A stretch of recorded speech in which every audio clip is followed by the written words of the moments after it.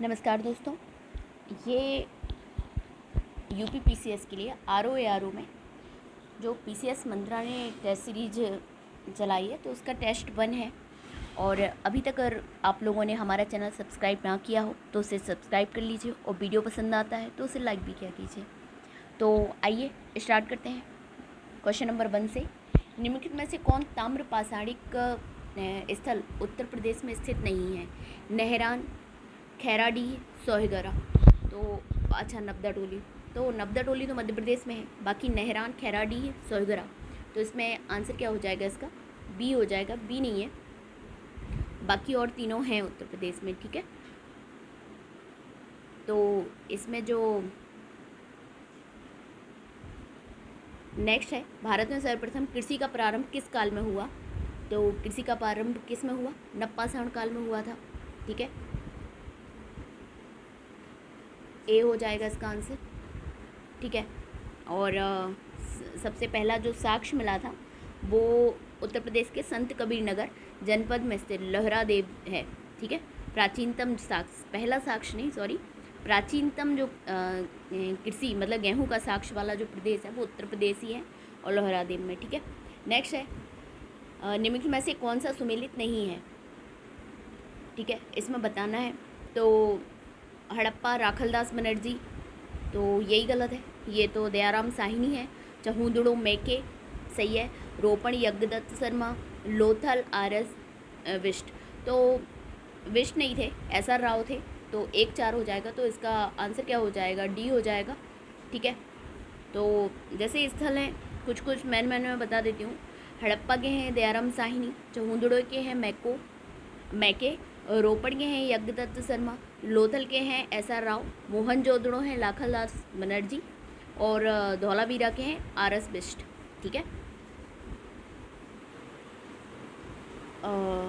Next है 4, सिंधु घाटी सभ्यता का कौन सा स्थल प्राक हड़प्पा कालीन एवं हड़प्पोत्तर तीनों काल का प्रतिनिधित्व करता है? तो इसमें से बताना है। तो इसमें से कौन सा हो जाएगा? ये मांडा हो जाएगा। ठीक है,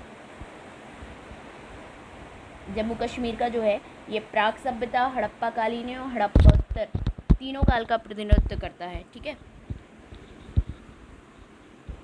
और मांडा के अतिरिक्त और कौन कौन से हैं जो तीनों काल का प्रतिनिधित्व करते हैं? वो हैं मांडा के अतिरिक्त सुरकोटदा, धौलावीरा, राखीगढ़ी, ये सैंधव स्थल हैं। ठीक है, नेक्स्ट है, निम्नलिखित में से, अच्छा तो इसका सी हो जाएगा इसका आंसर। निम्नलिखित में से कौन सा सही सुमेलित है बताना है।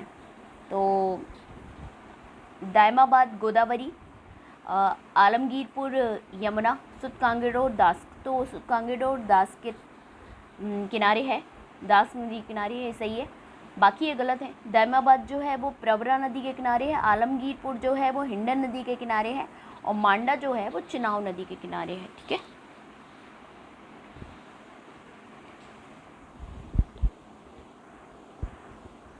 अब 6 है, हड़प्पा सभ्यता का प्रमुख स्थल सौरतुलई वर्तमान में किस देश में स्थित है?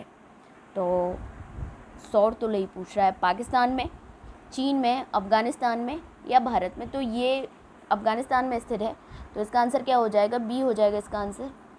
ठीक है, 7 है, निम्नलिखित में से किस पशु का चित्र हड़प्पा सभ्यता की मोहरों पर नहीं पाया गया है? बैल, घोड़ा, हिरण, गैंडा।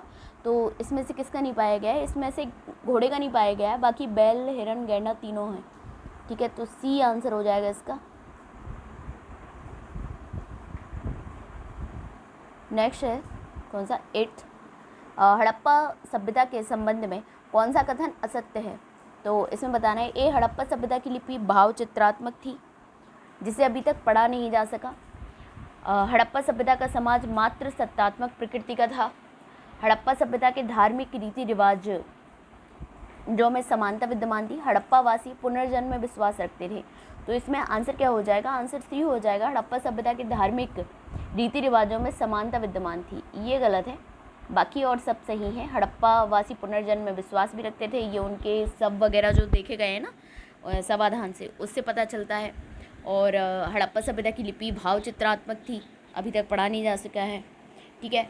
हड़प्पा सभ्यता का समाज मात्र सत्तात्मक प्रकृति का था, ये भी सही है, ठीक है।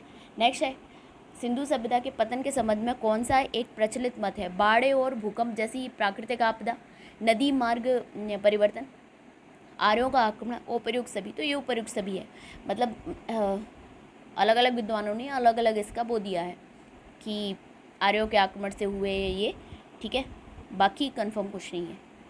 नेक्स्ट है, प्राचीन आर्यों के निवास स्थल सप्त सिंधु के क्षेत्र विस्तार में कौन सी नदी शामिल नहीं है? वितस्ता, अस्किनी, गोमल, सरस्वती। तो इसमें कौन सी? गोमल नहीं है, ठीक है, बाकी वितस्ता, अस्किनी और सरस्वती हैं, ठीक है। सप्त सिंधु में A, B, D तीनों है, सी नहीं है, सी आंसर हो जाएगा, ठीक है। इसमें देखो जो सप्त सिंधु नदी आई हैं वो कौन कौन सी थी? सिंधुरी, वितस्ता मतलब झेलम, अस्किनी, अस्किनी मतलब चुनाव, पुरुषनी, पुरुषनी मतलब रावी, बिपाशा ब्यास, और सुतुद्री सतलज और सरस्वती, ठीक है। और गोमल कौन है? गोमल गोमती नदी है, ठीक है। शतपथ ब्राह्मण किस वेद का ब्राह्मण ग्रंथ है? तो ये यजुर्वेद का ब्राह्मण ग्रंथ है शतपथ, ठीक है। तो यजुर्वेद का हो जाएगा, ए हो जाएगा इसका आंसर। अच्छा, इसमें देख लेते हैं ऋग्वेद के कौन कौन से ब्राह्मण हैं। ऋग्वेद के ऐत्रेय और कौशिकी है। इसके बाद यजुर्वेद के कौन कौन से हैं? यजुर्वेद के शतपथ और तैत्तिरीय हैं। और इसके बाद सामवेद के कौन हैं? जैमिनीय और ताड्य हैं। और अथर्ववेद के या पंचविश भी कहते हैं, अथर्ववेद के हैं गोपथ, ठीक है। अथर्ववेद का एक ही है गोपथ। नेक्स्ट है, उत्तर वैदिक काल में कृषि का देवता किसे कहा जाता है? तो उत्तर वैदिक काल में कृषि का देवता पूछा है, सूर्य, इंद्र, वरुण, विष्णु। तो इंद्र को ही कहा जाता है कृषि का देवता, ठीक है। और वर्षा के देवता भी कहा जाता था इन्हें, बी हो जाएगा इसका आंसर। जैन तीर्थंकर प्रतीक चिन्ह बताना है। इसमें कौन सा सुमेलित है? नेमिनाथ, अश्व, अजितनाथ, कलश, पार्श्वनाथ, शर्प, मल्लिनाथ, सिंह। तो देखो सिंह तो महावीर स्वामी का था, ठीक है। तो पार्श्वनाथ जो शर्प है ये हो जाएगा। बाकी नेमिनाथ का शंख है, अश्व नहीं है। अश्व अजितनाथ का कलश नहीं है, अजितनाथ का हाथी है, अजित से, ठीक है। और पार्श्वनाथ का शर्प है। और मल्लिनाथ जो है उनका कलश था, ठीक है। इसके अलावा जो प्रथम तीर्थंकर थे ऋषभ देव, उनका वृषभ है या बैल कहते हैं, ठीक है। नेक्स्ट है 14, बौद्ध दर्शन के अनुसार कौन सा कथन सत्य है? बौद्ध आत्मा की सत्ता को स्वीकार करते हैं, बौद्ध पुनर्जन्म के सिद्धांत को नहीं मानते हैं। तो इसमें से कौन सा सही बताना है? तो उपरोक्त में से कोई नहीं, ठीक है, क्योंकि बौद्ध दर्शन के संबंध में दोनों का कथन ये सत्य नहीं है, क्योंकि बौद्ध दर्शन आत्मा की सत्ता को अस्वीकार करने के बावजूद पुनर्जन्म तथा कर्म के सिद्धांत को मानता है, ठीक है। और जैन आत्मा की सत्ता को स्वीकार करते हैं, ठीक है। नेक्स्ट है 50, निम्नलिखित में से कौन सा सुमेलित नहीं है? तो चेदी, सोतवती, अश्मक, पोटिल, कम्बोज, हाटक, अंग राजगृह। तो अंगी की राजगृह कहाँ है? अंगी की तो चंपा है, ठीक है। तो इसका क्या हो जाएगा? मगध की राजगृह थी पहली राजधानी। तो और बाकी सुमेलित हैं, अंगी की चंपा है, और सोतीवती चेती है, चेदी की, अस्मक की पोर्टल है, और कम्बोज की हाटक है। सर्वप्रथम पाटलिपुत्र को राजधानी के रूप में किसने स्थापित किया?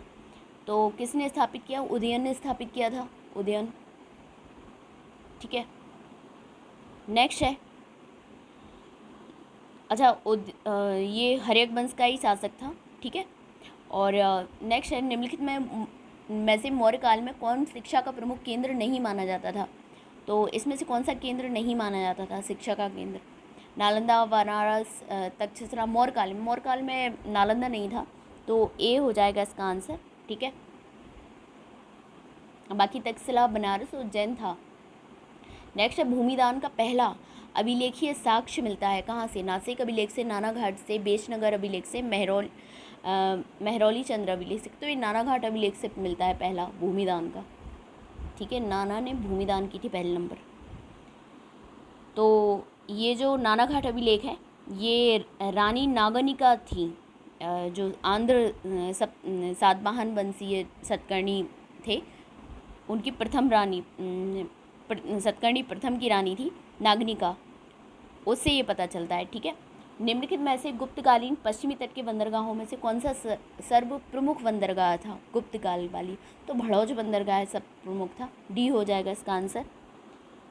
पश्चिमी बंदरगाह में कौन कौन से प्रमुख थे? चोल, भड़ौस था, चौल था, कल्याण था, कैम्बे था, ये प्रमुख थे गुप्तकाल में। और भृगु कच्छ अथवा भड़ौच पश्चिमी भारत का सबसे प्रमुख बंदरगाह था, यहाँ से पश्चिमी देशों के साथ समुद्री व्यापार होता था। ठीक है, नेक्स्ट है भारत में हूण सत्ता की स्थापना किसके नेतृत्व में हुई थी? तो किसके नेतृत्व में हुई थी? तोरमाड़ के नेतृत्व में हुई थी ना। ठीक है, बाद में ये लोग आए थे मेहरकुल वगैरह। तो और किसके समय हुई थी? तो स्कंदगुप्त के समय हुआ था। और एक एशिया की बर्बर जाति कहलाती थी हूण, और जिसका नेतृत्व जो खुशनवाज ने किया था, जबकि हूणों का दोबारा जो आक्रमण तोरमाड़ के नेतृत्व में हुआ था, उसने चंद्रभागा नदी के तट पर पवैया नामक स्थान पर अपना शासन स्थापित किया था। नेक्स्ट है समुद्रगुप्त की प्रयाग प्रशस्ति में वर्णित दक्षिण भारत की विजय को कहा गया है? प्रयाग प्रशस्ति में दक्षिण भारत की विजय को क्या कहा गया है? धर्म विजय कहा था। ठीक है, धर्म विजय।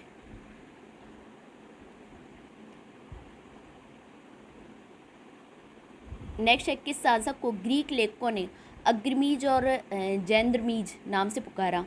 तो किसको पुकारा है? घनानंद को पुकारा, अग्रमीज और जैंद्रमीज। ठीक है, एकराट की उपाधि भी इसको थी।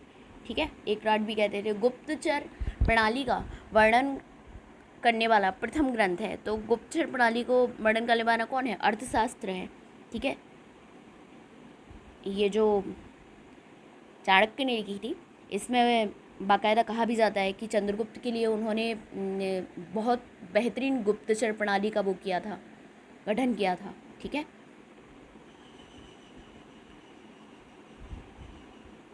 अच्छा, गार्गी संहिता जो है वो ज्योतिष की पुस्तक है जिसमें यवनों के आक्रमण का उल्लेख है।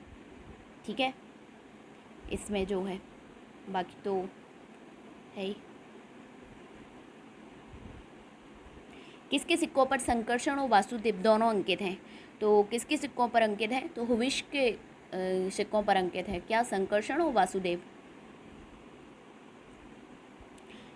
कुषाणों ने ही सर्वप्रथम शुद्ध सोने के सिक्के चलाए जो 124 ग्रेन के थे। हुविश के सिक्कों पर भारतीय देवी देवता पहले के कुषाण शासकों से अधिक मिलते हैं। इनमें बुद्ध, शिव, कार्तिकेय, विष्णु, संकर्षण, उमा आदि शामिल हैं। ठीक है, नेक्स्ट निम्नलिखित में से मंदसौर प्रशस्ति की रचना किसने की थी? तो मंदसौर प्रशस्ति की रचना किसने की थी? वत्स भट्टी ने की थी। तो सी हो जाएगा इसका आंसर। वत्स भट्टी जो था वो कुमारगुप्त प्रथम का दरबारी कवि था। इसने 472 में मंदसौर प्रशस्ति की रचना की। वीरसेन साहब चंद्रगुप्त द्वितीय का युद्ध सचिव था।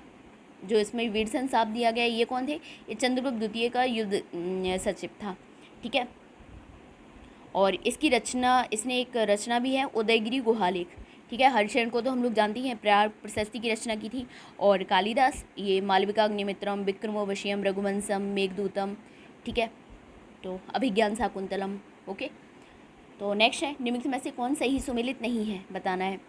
तो प्रियदर्शिका हर्ष ने लिखी, बिल्कुल। हर्षचरित बाणभट्ट ने, सूर शतक मयूर ने, मयूर शतक जयसेन ने नहीं लिखी है, तो ये डी गलत हो जाएगा। ठीक है, इसमें कौन सा डी गलत हो जाएगा? क्योंकि जो मयूर शतक है अथवा सूर शतक की रचना मयूर ने किया है। ठीक है, जो हर्ष के दरबार में ही कवि थे। और इसके अलावा हर्ष के दरबार में कौन कौन थे? हरिदत्त थे, जयसेन थे। ठीक है, नेक्स्ट है 27 निम्न में से अशोक ने किस गुफा का निर्माण बिहार के बराबर पहाड़ी में नहीं करवाया? सुदामा, लोमड़सी, कर्ण चौपार और विश्व झोपड़ी। तो इसमें से बताना है, तो लोमड़सी की नहीं करवाई थी, बाकी सुदामा, विश्व झोपड़ी और कर्ण चौपार। ठीक है, तो बी हो जाएगा इसका आंसर। अशोक ने क्या किया था? अपने राज्याभिषेक के 12वें और 19वें वर्ष सुदामा, विश्व झोपड़ी और कर्ण चौपार गुफा का निर्माण बराबर की पहाड़ी में करवाया था। जबकि जो अशोक के पौत्र थे दशरथ, उन्होंने नागार्जुनी पहाड़ियों में लोमरसी गुफा का निर्माण कराया था। ठीक है, ठीक है। चलो, मौर्यकालीन करों में से कौन सा एक प्रकार का धार्मिक कर था? तो इसमें बताना कौन सा धार्मिक कर था। तो बलि जो थी वो धार्मिक कर था। ठीक है, बलि एक प्रकार का क्या कहलाता था? धार्मिक कर कहलाता था। बाकी जो रज्जू होते थे वो क्या होते थे? ये भूमि की माप के समय लिया जाने वाला कर होता था, रज्जू। और विविध जो होता था वो चारागाह कर था। और हरिण्य जो था एक नगद कर था, जो अनाज के रूप में ना लेकर नगद लिया जाता था। हिरण्य, सॉरी, इसको हरिण नहीं हिरण्य बोलते थे। और विविध क्या होता था? चारागाह कर। और रज्जू क्या होता था? भूमि की माप के समय लिया जाने वाला एक कर। निम्न में से 29 निम्न में से किन शासकों ने प्रांतों में द्वैध शासन प्रणाली का प्रचलन किया? तो किसने किया था? तो कुषाणों ने किया था प्रांतों में द्वैध शासन प्रणाली का प्रचलन। ठीक है, शकों पार्शियन ने संयुक्त शासन का चलन प्रारंभ किया था। शकों पार्शियन ने क्या था इनका? संयुक्त शासन। शकों कुषाणों ने पार्शियनों के माध्यम से क्षत्रपीठ प्रणाली चलाई, जबकि कुषाणों ने प्रांतों में द्वैध शासन प्रणाली का प्रचलन किया। नेक्स्ट, शतमान सिक्के किस धातु के ढाले जाते थे? तो किसके? चांदी के।